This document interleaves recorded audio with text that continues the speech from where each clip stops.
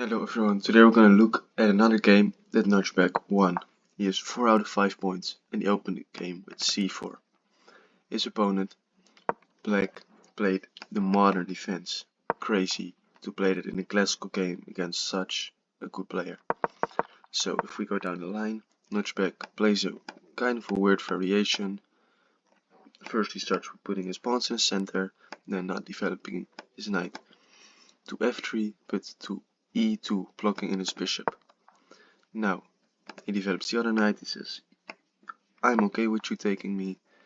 Then again he says, you can take me, I'm just gonna defend my pawn.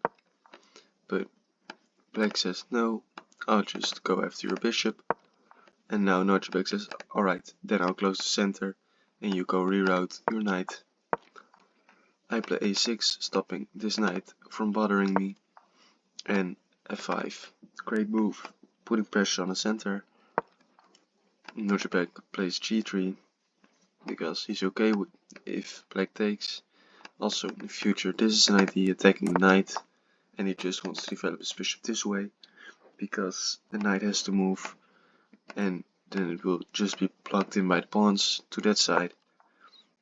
You see now he attacks the knight goes back, so he has these knights protecting all these squares, and he castles queenside, so we know it will be an opposite side attack and it will get crazy. So there's an option to take en passant, but that you will release this strong pawn. He does it anyway, and not knight takes but pawn takes because you want to get the open file for the rook. And then he played c4.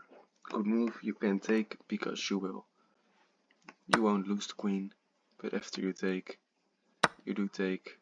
Computer says that this is just a better position because you can go after the pawns. And as we see, White has much better pawns than Black has. Also if you take, you isolate this pawn or this pawn, so that's why he didn't take, but he pushed the pawn, takes, knight takes, and the best move was just to take it with the knight, and then maybe trade the queens, but you can choose. Now the bishop develops. Also keep in mind he is up a pawn. Bishop develops, and now the knight defends. The knight in the center, so it will get replaced if it gets taken. Take. And now move. Good move. e4, opening up this bishop. So now if the rook comes, you have threats. The queen cannot come right now, but in the future. So the queen slides over to set up maybe some discoveries against the queen. Not right now because the queen can take the pawn, the knight. And now the rook attacks the pawn and he pushes the pawn. Brilliant move because the knight can just be captured. But you might say, why can't he just capture? Because I have nothing, but the bishop is pinned, so you can just win the bishop back with this move. There's no move that defends the bishop another time, so it's not really that much of a brilliant, but it's still nice to have a double exclamation mark. They also now have half an hour on the clock, so they're getting low on time.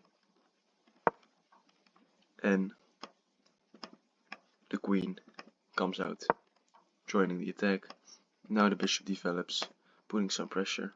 Oh, I'm sorry. We were at this point, the bishop coming out. The rook goes to e8, defending this bishop, so there aren't any threats on this bishop. The king just moves to a safe square, protecting the pawn, so the queen can move now. The bishop centralizes, and this is a mistake because of bishop takes e5, and going here because this one is pinned. So after you take with check. The king has to go to g7, and now you get in with your rook. A very important move because you activate rook with a tempo. The king has to go to a very awkward square. Now the other rook joins the attack. It wasn't the best move. The best move was rook. Thinking a bit. Rook h d1. It does say now. After I think this is the best move. Now he pushes the pawn, protecting the rook again. So if you take, I take with the pawn, and I will promote. The queen comes in, threatening checkmate. He sees it, protects it. No, you can take with the rook because of checkmate. So take with the pawn, threatening to promote. Plays this move, tricky move, because you can move the rook off this file. You can queen, but you can just take the pawn, and the queen comes back again, attacking the rook. And he sacrifices the rook. And that's because if you take the rook, try to find what you can do after the queen takes. After queen takes, you have mate in 1, because your knight blocks this square. So he can take the rook. That's why he played the bishop back, protecting the square. So now he threatens to take the rook, but now there's another check, which is very devastating, because you can go anywhere if you go forward. There's knight g7 check, and after the bishop it's checkmate, except for the bishop takes, and it will be checkmate over here.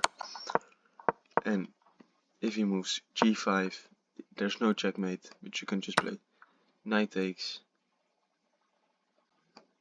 and after bishop take, there's rook d6 check, win picking up the bishop.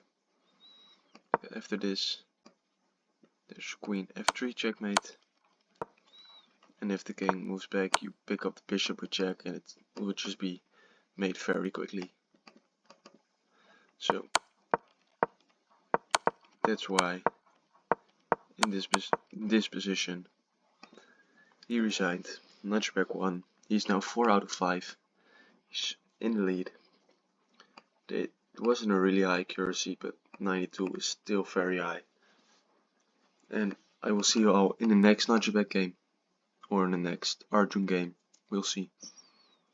Check out my other videos and have a